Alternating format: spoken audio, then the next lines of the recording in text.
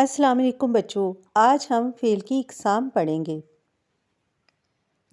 فعل کی تعریف۔ کسی کام کے کرنے یا ہونے کو فعل کہتے ہیں۔ زمانہ کی تعریف۔ کسی بھی کام کے کرنے یا ہونے کے وقت کو زمانہ کہتے ہیں۔ فعل کی اقسام۔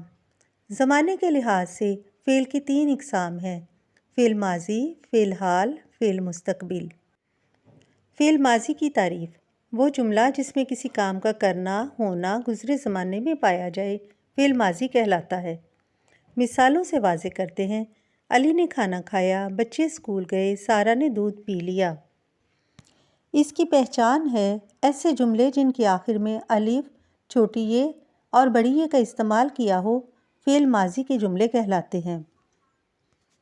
فعل ماضی کے جملوں کے آخر میں تھا، تھی یا تھے کا استعمال بھی کیا جا سکتا ہے۔ فعل حال۔ ایسے جملے جن میں کسی کام کا کرنا یا ہونا موجودہ زمانے میں پایا جائے، فعل حال کہلاتا ہے۔ پہچان۔ ایسے جملے جن کے آخر میں تا ہے، تی ہے اور تے ہے آتا ہو، فعل حال کے جملے کہلاتے ہیں۔ مثالیں: بچہ سوتا ہے، میں کھانا کھاتا ہوں، پرندے اڑتے ہیں وغیرہ۔ فعل مستقبل۔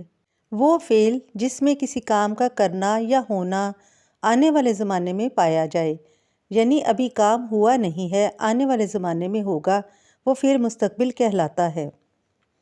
مثالیں: میں کل لاہور جاؤں گا، وہ پرسوں اپنے دوست کے ساتھ کھیلے گا، میرے ابو میرے لیے کھلونا لائیں گے۔